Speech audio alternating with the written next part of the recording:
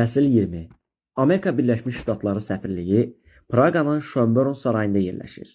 Bu möhtəşəm bina 100-dən artıq otaqdan ibarətdir. Onların bir çoxunda hələ də ilkin stukko naxışlı divarlar və 39 metr hündürlüyündə tavanlar qorunub saxlanır. 1656-cı ildə təkayaqlı kont Rudolf von Colloredo Valtse tərəfindən tikilmiş sarayda bir neçə maili keçid mövcuddur. Bu, Qraf Rudolfun atını içəri sürməsinə imkan yaradırdı. İndi rəsmi səfirlik yerləşən sarayda ABŞ-nin regiondakı maraqlarını qoruyan 23 işçi çalışırdı. Bu səhər səfirliyin media əlaqələri üzrə əməkdaşı Dana Danek ofisində tək idi və gündəlik iş planını qururdu. 34 yaşlı Praqalı qadın 20 yaşlarında Londonda modellik edərkən ingilis dilini mükəmməl öyrənmişdi. Praqaya qayıdıb kompüter üzrə dərəcə aldıqdan sonra ABŞ səfirliyinə müraciət etmiş və ictimai əlaqələr şöbəsində iş tapmışdı. Dana bu qarlı qış səfərində ofisinin həmişəkindən daha soyuq olduğunu hiss etdi və isinmək üçün klassik buxar radiatorunun yanına əyildi. Pěkný výhled. Gözəl mənzərədir, dərin bir səs eşidildi.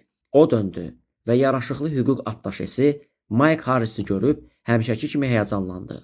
Harris ofisdə onunla olduqca nəzakətli davranırdı. Əlbəttə qadının ən çox xoşuna gələn isə ofisdən kənarda, xüsusən yataq otağında ona göstərdiyi münasibət idi. Fiziki cazibəsindən əlavə Harrisin təbiətində elə bir mülayimlik, rahatlıq vardı ki, hər görüşdə onun əhvalını yüksəldirdi. Yanlış mərtəbədəsən, Dana şən ovqatla dedi. Çünki Harrisin səfirlə təcili görüşmək istədiyini eşitmişdi. Ofisində səni gözləyir. Mənim üçün bir şey edə bilərsən? Harris ciddi səslə soruşdu. Vacibdir. Qadın başını tərpətdi. Əlbəttə, Michael. Harris sürətlə izah verdi. Dana zarafat edib etmədiyini bilmək üçün ona diqqətlə baxdı. Necə? Şəfəq saçan taz taxmış bir qadın? Harris başını tərpətdi. O bu səhər saat 7-dən əvvəl Karl körpüsündə idi. Mən yalnız onun hardan gəldiyini və sonra hara getdiyini bilmək istəyirəm. Xahiş olduqca qəribə idi. Dana kamera sisteminə yalnız ictimai münasibətlərə təsir edən xüsusi hadisələr zamanı giriş icazəsi verildiyini bilirdi. Mitinqlər, nümayişlər, etirazlar və s. Bu isə tamamilə başqa idi. Narahat olma, Michael təkid etdi. Sənin arxandayam. Ümid edirəm elədir, deyə qadın ürəyində düşündü. Onların ikisini təhlükəli bir sir birləşdirirdi. Səfirlik əməkdaşları arasında qəti şəkildə qadağan olunan gizli eşq macərası. Çalışacağam, Dana dedi. Harris onun çiynini yüngülcə sıxdı. Təşəkkürlər, görüşüb qayıdıram. Dana onun uzaqlaşmasını izlədi. Sən axı şəfəq saçan taz taxan qadını izləməyimi niyə istəyirsən? Son həftələrdə Michael olduqca müəmmalı davranırdı. Xüsusilə axşamlar.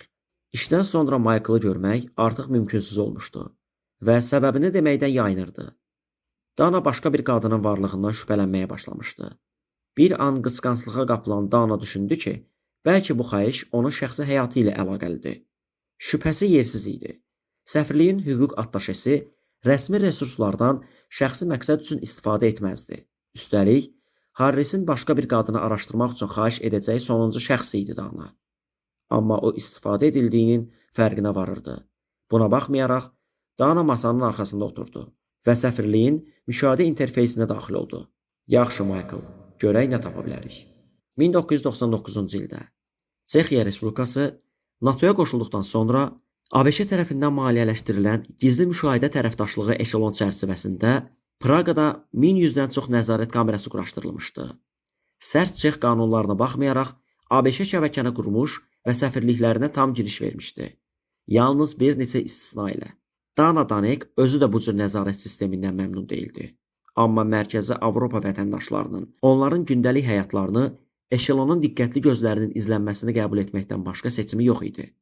Dana üçün bu demək olar ki, gecənin istənilən saatında Michael Harris'in mənzilinə gizli girib çıxmağa məcbur olması demək idi. Heç kimin xəbəri olmayacaq. Öz-özünə təsəlli verirdi. Burada həddən çox informasiya var. Buna baxmayaraq, mərkəzi Avropa vətəndaşları At Reclaim Your Face. kimliyin üzərindəki hüququnu geri qazan kimi kampaniyalarla Praqadakı çoxsaylı təhlükəsizlik kameralarına qarşı tez-tez etirazlar edirdilər. Səfirliyin cavabı isə sadə və dəqiq olurdu.